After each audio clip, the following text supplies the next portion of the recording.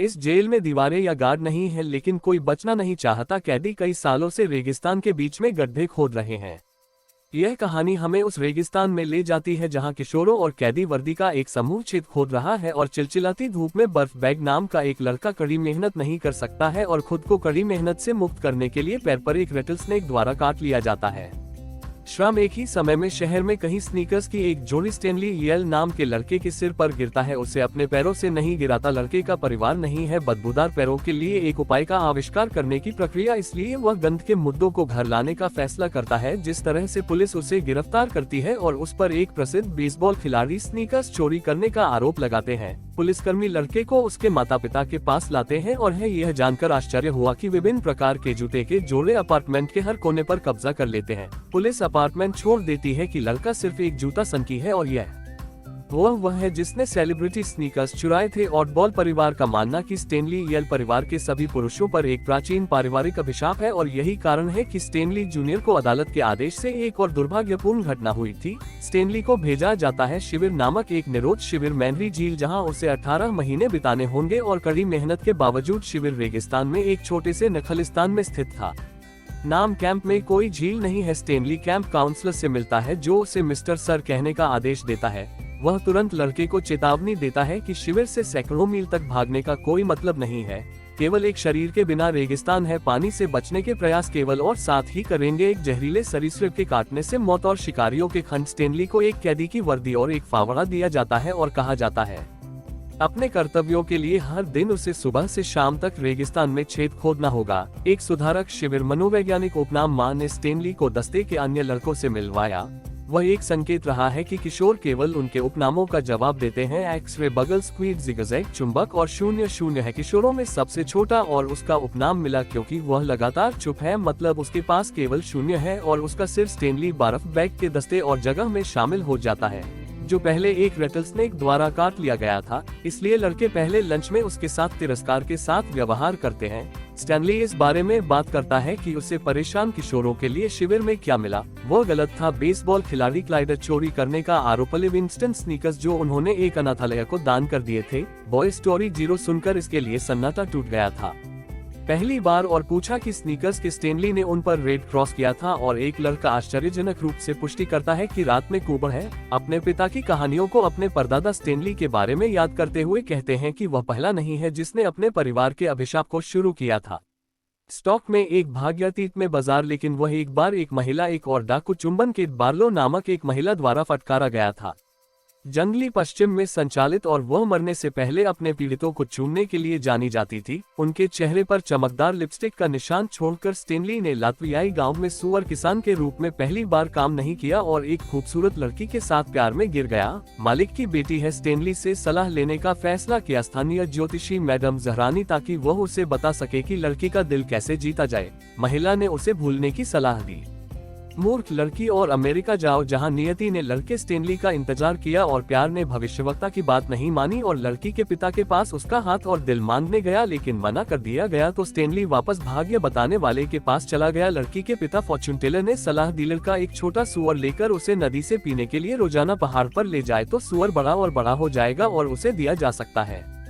पिता ने उनके आशीर्वाद के बदले में स्टेनली को बताया और कुछ समय बाद अपने प्यारे घर को उपहार के साथ लौटा दिया। लेकिन जैसा कि भविष्यवक्ता ने कहा था कि लड़की बहुत मूर्ख थी, वह सुंदर स्टेनली और किसी बदसूरत आदमी के बीच चयन नहीं कर सकती थी।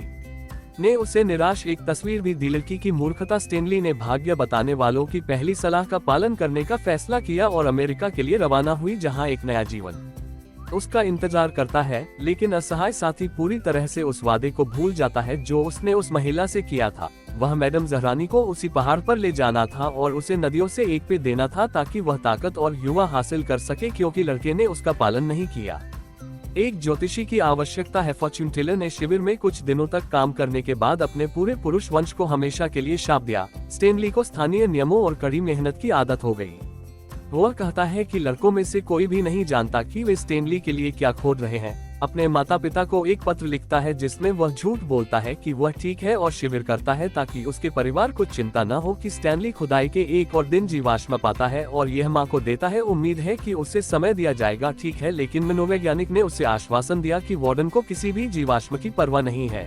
वह उसे यह भी बताता है कि इस भूमि पर एक झील हुआ करती थी और सभी इसके चारों ओर की भूमि वार्डन दादा की थी। कहानी हमें 100 साल पीछे ले जाती है जब वार्डन दादा ने शहर पर शासन किया था। सैम सेल नाम का एक आदमी चमत्कार प्यास जो वह कहता है कि सभी बीमारियों का इलाज करता है और जहरीली छिपकलियों को दूर भगाता है। सैम पर क्रश है स्थानीय शिक्षक मिस कैथरीन, तो वह उसे प्यास की एक बोरी देता है, बदले में वह उसे घड़े का एक घड़ा देता है। उसने अपने लिए सभी पुरुषों और नगरों को चुना।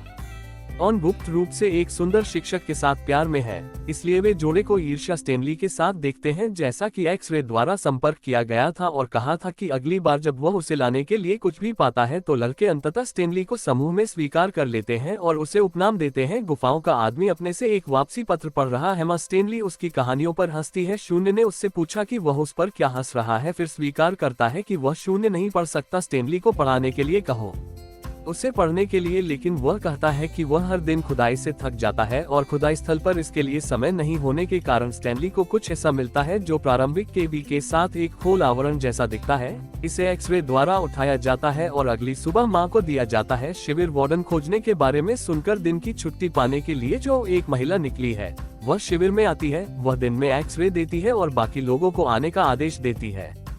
हाल ही में पूरी साइट को खोदकर कहानी फिर से समय पर वापस चली जाती है, जहां सैम अपने हस्ताक्षर आड़ू के बदले में अपने स्कूल में लीकी छत को ठीक करने के लिए कैथरीन की पेशकश करता है। कैथरीन सहमत है और इसलिए युगल धीरे धीरे एक रात स्कूल कक्षा कैथरीन शुरू होने के बाद बंधन शुरू होता है। शहर के सौजन्य से मालिक लेकिन अस्वीकृति प्राप्त करता है। रोमांटिक भावनाएं सैम और कैथरीन के बीच भड़क उठती हैं। हालांकि मरम्मत कार्य समाप्त होने पर युगल एक दूसरे के बारे में सोचना बंद नहीं कर सकते हैं। एक रात सैम कैथरीन के घर जाने की हिम्मत जुटाता है और किसी को ठुकराने वाला शहर का मालिक यह देखता है और निराशा में स्कूल को जमीन पर जलाकर बदला लेने का फैसला करता है। कैथरीन स्थानीय के पास जाती है मदद के लिए शेरिफ, लेकिन वह केवल लड़की को यह कहते हुए ताना मारता है कि उसके प्रेमी को जल्द ही मार दिया जाएगा। सैम को उसकी नाव में कैथरीन के ठीक सामने गोली मार दी गई है। कुछ समय बाद लड़की अपने प्रेमी की मौत का बदला लेने के लिए फिर से शेरिफ के पास जाती है। वह आदमी को मार देती है और गाल पर चुंबन के साथ उसे भुगतान करती है। छद नाम के तहत एक डाकू के रूप में अपनी यात्रा पर चुंबन के शहर के मालिक की पोती शुरू होती है। अपने दादा के घटिया स्वभाव को अपनाया और रकेट के खजाने को खोजने के लिए किशोरों को दिन रात खोदते हैं। मिस्टर सक खुदाई स्थल पर पानी लाकर लड़कों में बांटे, जबकि श्रीमान साहब दृष्टि से बाहर हैं। चुंबक नाम का एक लड़का अपने ट्रक से बीज का एक बैग चुराता है। श्रीमान साहब तुरंत नुकसान की सूचना देते हैं और घबराहट में खुदाई स्थल पर वापस जाते हैं। हर कोई बीज के बैग को आगे पीछे फेंकना शुरू कर देता है और यह फैल जाता है और स्टेनली के पैर अनिश्चित स्थिति के बावजूद स्टेनली नहीं करता है किसी भी दस्ते को दे दो और दोष ले लो। श्रीमान साहब लड़के को वार्डन के पास ले जाते हैं ताकि उसे इस चीज के लिए दंडित किया जा सके। बाएं, लेकिन अपेक्षित सजा के बजाय वार्डन श्रीमान साहब को डांटते हैं कि लड़के को विचलित करने के लिए रेगिस्तान में लौटने से पहले खुदाई कर रहे हैं। स्टेनली नोटिस पोस्टर और वार्डन ने केट को चुंबन के लिए खोज दिखाते हुए दिखाया। जब स्टेनली खुदाई पर लौट आया तो लोग उसे नायक मानते हैं और शून्य खोदों कृतज्ञता में उसके लिए छेद वह अपनी पिछली खोज को याद करते हुए पढ़ने और लिखने के लिए शून्य सिखाने की पेशकश करता है। स्टेनली का अनुमान है कि उसने पहले जो पाया वह बुलेट केसिंग नहीं था, बल्कि केट बार्लो इनिशियल्स के साथ लिपस्टिक की एक ट्यूब थी और अपने टॉप जीरो के दौरान अपनी खोज को शून्य के साथ साझा करता है, जिससे उसका असली नाम पता चलता है। हेक्टर चल रहा है। यह पता चला है कि लड़का संबंधित है मैडम जहरानी को, जिन्होंने शाप दिया था स्टेनली परिवार वर्षों पहले, लेकिन लड़कों को पता नहीं है कि उनके भाग्य निकटता से जुड़े हुए हैं और शून्य दो के बंधन को जारी रखते हैं। हेल का उसका दोस्त उसकी मां के बारे में एक कहानी है जो उसे पार्क में अकेला छोड़ गया और अपने लंच ब्रेक के दौरान गायब हो गया। जिगजैग स्टेनली के साथ पकड़ लेता है। वार्डन खुदाई पर आता है और लड़कों से सीखता है कि शून्य शिक्षण के बदले स्टेनली के कुछ काम कर रहा है। उसे पढ़ने के लिए स्टेनली कोशिश करता है वयस्कों को समझाए कि लड़का मेधावी है और उसे पढ़ाया जाना चाहिए कि वह किस माँ को आखिरी बार शून्य बताता है कि वह इतना मूर्ख है कि वह करता है। यह नहीं पता कि वह बेवकूफ शून्य का फैसला करता है कि उसके पास पर्याप्त है और उसकी माँ और चेहरे के साथ एक फावड़ा के साथ रेगिस्तान की गहराई में भाग रहा है। अपने दोस्तों के भागने से परेशान स्टेनली अपने दादा की कहानियों को याद करते हैं कि कैसे चिल्लाना पहले रेगिस्तान में 16 दिनों तक जीवित नहीं रहता था। केट बार्लो के रूप में लूटने के बाद वैगन में उन्होंने अपना उद्धार पाया और एक स्थान जिसे देव उंगली कहा जाता है, लेकिन तनाव के कारण वह कभी भी बाहर नहीं निकल सके।